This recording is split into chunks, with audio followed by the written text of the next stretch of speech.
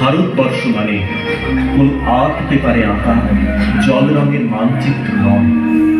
ভারতবর্ষ মানে শুধু হর্ষবর্ধন কিংবা বাবরের বিজয় বার্তা নয়। ভারতবর্ষ মানে বিজয় সিংহের সিংহল জয়ের সেই ফ্যাসিস্ট গৌরব গাথা নয়। ভারতবর্ষ মানে শুধু মীনাক্ষীপুরম কিংবা জামা মসজিদ নয়। ভারতবর্ষ মানে নেহেরুজির বংশানুবৃত্তি কিংবা জিন্না সাহেবের সেই অলিখিত শ্বেতপত্র নয়।